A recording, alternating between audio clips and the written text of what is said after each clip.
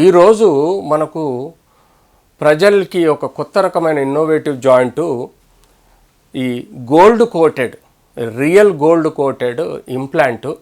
అది కాస్ట్లీ ఉంటుందండి. అది దాదాపుగా 90,000 నుంచి 1,20,000 వరకు ఉంటుంది. ఇలాంటి ఇంప్లాంట్ను వాడటం వలన ఎవరికైతే ఎఫర్డబిలిటీ ఉందో వాళ్ళకి ఇంప్లాంట్ వేయడానికి ప్రయత్నం చేస్తున్నాం. ఈ గోల్డ్ కోటెడ్ ఇంప్లాంట్ అనేది మనకు దీని యొక్క కెపాసిటీ, హార్డ్నెస్ కానీ, లైఫ్ కానీ, ఆర్ దాని యొక్క వర్కింగ్ కెపాసిటీ కానీ, లాంగివిటీ కానీ బాగుంటుందని మేము టెక్నికల్గా కొంత ఇంప్లాంట్ రీసెర్చ్లో కనుగోవడం వలన ఈ గోల్డ్ కోటెడ్ ఇంప్లాంట్, ఇది మొత్తం గోల్డ్ కాదండి, గోల్డ్ కోటెడ్ ఇంప్లాంట్ అంటాం. మనము మెటలాన్ ఎస్డి హై డెన్సిటీ ఏదైతే ప్లాస్టిక్ టైప్ మెటీరియల్ ఉంటుందో అది వాడతాము. దానికి కింద పైన అంటే ఎక్కడైతే మనము వేస్తామో అవి మెటల్ ఇంప్లాంట్ పెట్టి ఆ ఇంప్లాంట్స్కి మధ్యలో ఈ పాలీఇథిలిన్ అనే ఒక మెటీరియల్తో ఈ జాయింట్ రీప్లేస్మెంట్ చేస్తాం. సో ఈ మెటల్స్ ఏవైతే ఉన్నాయో ఇది గోల్డ్ కోటెడ్ ఉంటుంది, కింద గోల్డ్ కోటెడ్ ఉంటుంది, మధ్యలో జాయింట్ స్పేస్ని మెయింటైన్ చేయడానికి మనకు ఇది 8 to 9 ఇంచెస్, 8 to 9 mm వరకు మనకు పాలీఇథిలిన్ మెటీరియల్ ఉంటుంది.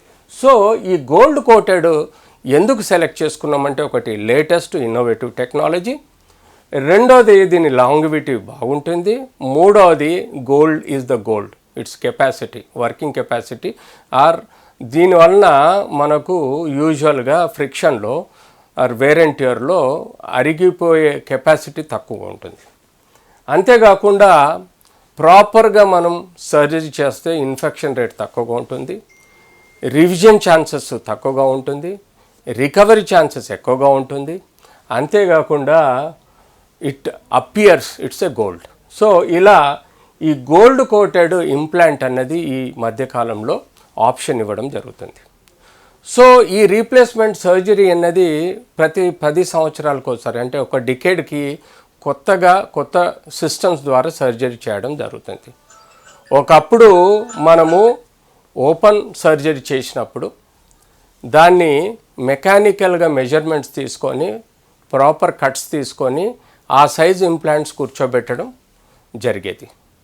ఆ తర్వాత మనకు నావిగేషన్ మెథడ్ వచ్చింది. నావిగేషన్ వలన మనకు ఎంతవరకు బోన్ కట్ చేయాలన్నది ఒక స్పెసిఫిక్ ఒక మార్క్ వచ్చేసి ఆ మార్క్ వరకు మాన్యువల్గా బోన్ని కట్ చేయడం జరిగేది. కానీ ఇప్పుడు రోబోటిక్ సర్జరీ అని కొత్త సర్జరీ వచ్చిన తర్వాత దాన్ని మనము ఇప్పుడు మార్కెట్లో ఎలా ఉందంటే, రోబోటిక్ అంటే రోబోట్ ఆపరేషన్ చేస్తుందని కొంతమందికి అనుమానంగా ఉంది. కాదండి, ఇది డాక్టరే, సర్జనే సర్జరీ చేస్తాడు. దాని యొక్క రోబోట్ యొక్క హ్యాండిల్ చేతిలో పట్టుకొని సైంటిఫిక్ ఎవిడెన్స్ టీవీలో ఉంటుంది. కరెక్ట్ బోన్ ఏ లెవెల్లో డ్యామేజ్ అయింది, ఎంత కట్ తీసుకోవాలనేది ఈ రోబోటిక్ హ్యాండిల్ ఏదైతే ఉందో ఇది అక్యురేట్గా చూపెడుతున్నప్పుడు ఈ రోబోటిక్ హ్యాండిల్ ఈ మోకాలు చూడండి, మోకాలు ఇలా ఉంది, ఈ మోకాలుని కట్ చేసేటప్పుడు, ఈ మోకాలుని ఇలా కట్ చేసినప్పుడు కరెక్ట్ ఒక డిమార్కేషన్ లెవెల్లో, అంటే ఫర్ ఎగ్జాంపుల్ మనం 1-2 mm మాన్యువల్గా ఎక్కువ కట్ చేయొచ్చు, కానీ ఈ రోబోటిక్ హ్యాండిల్ అనేది పర్ఫెక్ట్గా ఎంతైతే డ్యామేజ్ అయిందో, ఎంతైతే ఇంప్లాంట్ మనం పెట్టాలనుకుంటున్నామో, ఎంతైతే మెజర్మెంట్కి అక్యురేట్గా వచ్చిందో అంతే మనకు ఈ బోన్ ఎండ్స్ని ప్రాపర్గా కట్ చేస్తుంది. ఇలా చూడండి, ఈ బోన్ ఎండ్స్ని ఈ రోబోటిక్ హ్యాండిల్ మనిషే చేస్తాడు, డాక్టరే చేస్తాడు, మేమే చేస్తాం, సర్జన్సే చేస్తాం. కానీ ఈ హ్యాండిల్ని ఎక్కువగా కట్ చేయనీయదు. మనం బోన్ని కట్ చేసేటప్పుడు ఒక మార్క్ అన్నది మనకు స్క్రీన్ మీద కనబడుతుంది. ఆ మార్క్ ఎంత కట్ చేయాలన్న మార్క్ వరకే మనం స్పెసిఫిక్గా ఇలా బోన్ కట్ చేయడం జరుగుతుంది. అదే మాన్యువల్గా అయినా నావిగేషన్ అయినా మనము అప్రాప్రియేట్ ఒక లైన్ కనబడుతుంది, కానీ ఎగ్జాక్ట్గా మనకు మాన్యువల్గా బోన్ సాతో కట్ చేయలేం. అదే రోబోటిక్ హ్యాండిల్ ఏదైతే ఉందో ఇది మనకు స్పెసిఫిక్గా ఎక్కువగా కట్ కాకుండా పర్ఫెక్ట్గా ఇంప్లాంట్ ప్రకారం, డ్యామేజ్ ప్రకారం ఇది మనకి కటింగ్ చేస్తుంది బోన్. తద్వారా మనం బోన్ రీప్లేస్మెంట్ సర్జరీ అనేది పర్ఫెక్ట్గా చేయగలుగుతాం. సో మాన్యువల్గా అయినా కానీ, నావిగేషన్ అయినా కానీ, లేకపోతే రోబోటిక్ అయినా కానీ చేసేది ఆర్థోపెడిక్ సర్జనే. అండ్ అక్యురేట్ నాలెడ్జ్ ప్రిన్సిపల్స్ ప్రకారం ఆ యొక్క ఇంప్లాంట్ డిజైన్ ప్రకారం ప్రాపర్గా లిగమెంట్స్ ప్రాపర్గా స్పేర్ చేసి మనం అక్యురేట్ కట్ తీసుకోవడం అనేది ఒక సర్జన్ రెస్పాన్సిబిలిటీ. అలాగే ఇంప్లాంట్ కూడా లూజ్ కాకుండా, ఇన్ఫెక్షన్ రాకుండా జాగ్రత్తగా ఫిక్స్ చేయడం, బోన్ సిమెంట్తో ఫిక్స్ చేయడం కూడా ఒక ఆర్థోపెడిక్ సర్జన్ రెస్పాన్సిబిలిటీ. కేవలం రోబోటిక్ హ్యాండిల్తో అప్రోప్రియేట్ సైజు కరెక్ట్గా కట్ చేసి దానికి సంబంధించిన ఇంప్లాంట్, ఈ గోల్డ్ ఇంప్లాంట్ అనుకోండి, ఫిక్స్ చేయటం వలన వితిన్ 12 అవర్స్లో కానీ 24 అవర్స్లో ఆ వ్యక్తిని మనం నడిపించగలుగుతాం. That's an advantage.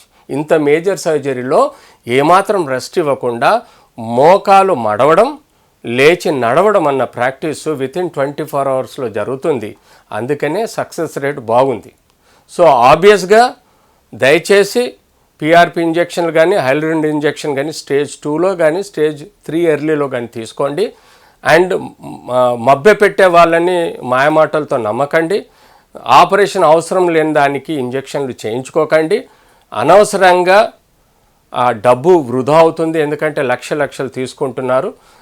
5-10 వేల ఇంజెక్షన్కు వాళ్ళు లక్షలో తీసుకొని మోకాలు చుట్టూ ఇంజెక్షన్స్, మత్తు ఇంజెక్షన్లు ఇస్తున్నారు. మోకాలు చుట్టూ కరెంటు పెడుతున్నారు. ఈ కరెంటు పెట్టడం వలన నరాలు దెబ్బతిని మోకాలు తొందరగా చెడిపోయే ప్రమాదం ఉంటుంది, తొందరగా ఆపరేషన్ దారితీసే ప్రమాదం ఉంటుంది. ఈ నాన్ ఆర్థోపెడిక్స్ చేసే ఈ పిఆర్పి ఇంజెక్షన్లు నమ్మకండి. ఆర్థోపెడిక్ సర్జన్ ఒపీనియన్ తీసుకోండి, మిమ్మల్ని మీరు కాపాడుకోండి. తొందరగా ఈ ఆర్థోపెడిక్ సర్జన్స్ ఇచ్చే appropriate stage 1, stage 2, stage 3, stage 4 ట్రీట్మెంట్స్ని నమ్మండి. అలా ట్రీట్మెంట్ తీసుకోండి. ఓపికగా ఉండండి.